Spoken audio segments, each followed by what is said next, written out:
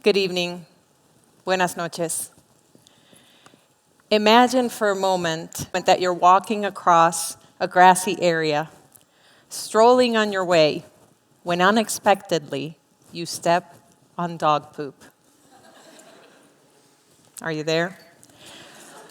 This is how I feel when my prejudices are publicly exposed. I did not want to step in it. I did not mean to step in it. But now I've got a dog crap all over my shoe. And I'm the only person that can really do anything about it. So a few years ago, I was talking with one of my graduate students. She was a fellow Puerto Rican woman, Elisaida, and I was tickled to have a compatriot that I could speak Spanish with, but also indulge in all of the shortcuts that a shared culture and language afforded us, like dropped S's and the ability to conjure sights, sounds, and smells of standing in piñones, eating alcapurrias, without having to explain any of it. With a few words, we could literally travel together 3,000 miles. Now that is shared culture. And shared culture can bite you in the butt. I was telling Elisaida a story about someone who wasn't as bright as I had hoped. And in my excitement, I punctuated my judgment with, "Qué mongólico." What a mongoloid. Now, this is an expression I grew up with in Puerto Rico, and I'd never given it a second thought. But it only took me a second to register Elisaida's facial expression and hear the echo of my words. She paused. She looked at me in a neutral way, actually even kindly, and simply asked, "Did you just hear what you said?" And I had heard what I said, and I was mortified, because here I was telling a story about something completely unrelated, and I got tangled up in a conversation about race and racism.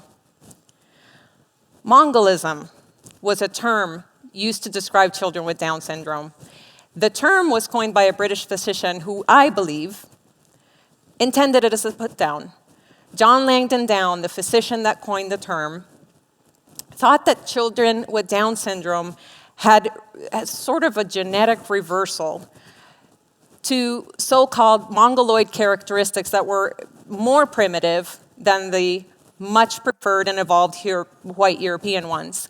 And in that swift description, Langdon Down connected a set of physical traits and intellectual capability with an entire cultural group in a way that was completely unwarranted. Now, when I used the expression, I didn't mean to hurt anybody. I certainly had no intention of hurting Elisaida,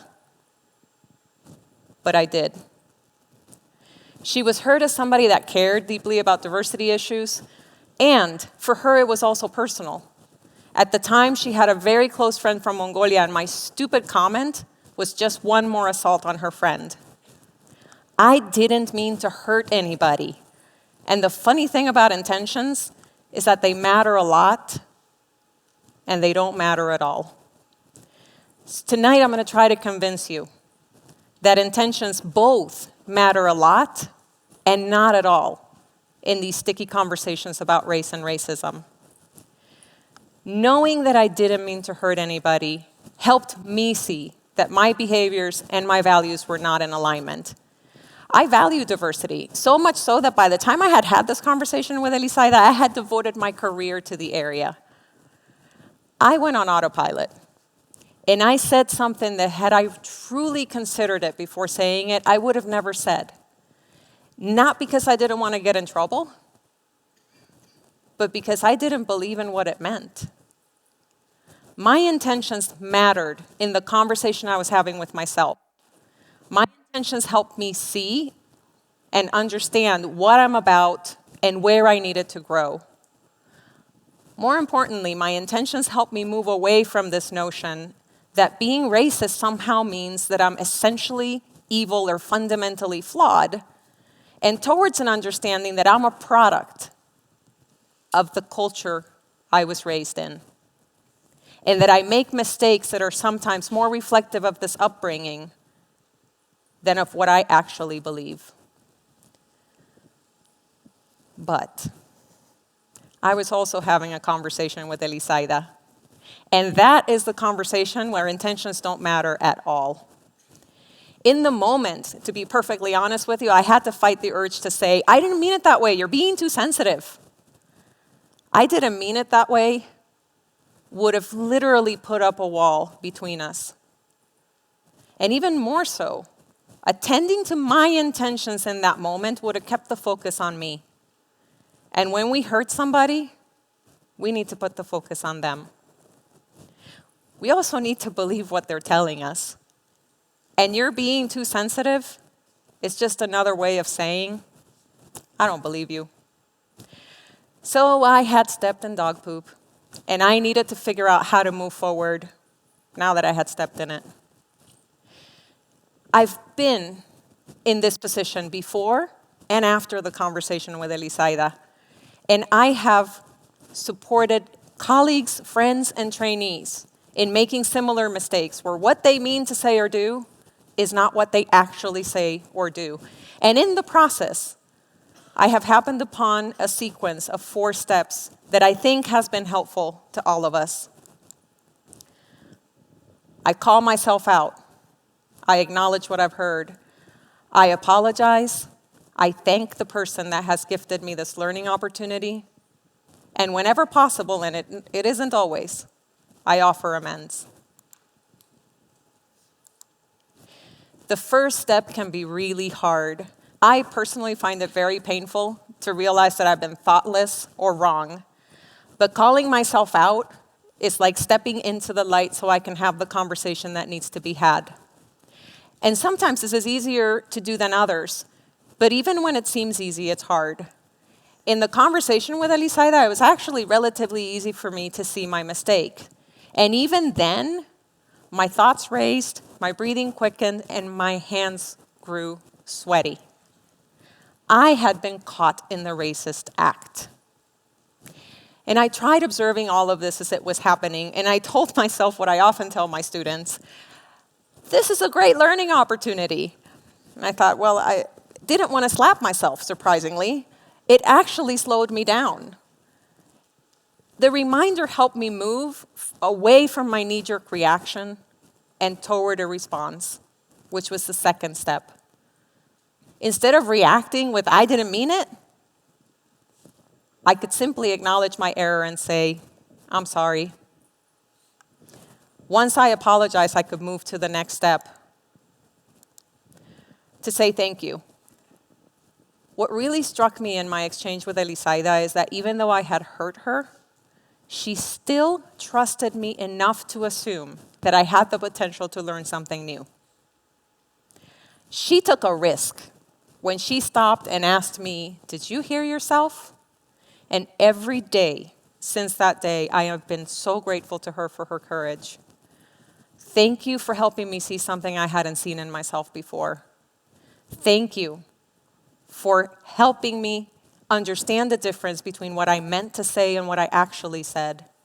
And thank you for trusting me to accept this learning opportunity. The last step is to offer amends, and this is really tricky, especially in the case of a racist remark. I would so much rather step on somebody's toe hard. I could offer a bag of ice, I could offer a chair, I could pat the back, but what do you say when you've hurt somebody with your words? And it's so easy, again, to react rather than respond. Tell me what to do to make it better. And then waiting for that person to tell you what to do. Now, there's nothing wrong with being responsive to a suggestion or even soliciting one, but expecting that Elisaida would tell me what to do to make things better shifted the responsibility to her instead of keeping it where it belonged. And the point of offering Elisaida an amend, after all, is to support her healing, not to help save my face.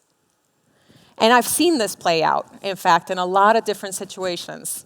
Tell me what to do to make it better. Typical response is, it's okay, don't worry about it. On the other hand, if the person is really hurt or angry, you can find yourself in the middle of a heated argument. And none of those things are really what amends are about.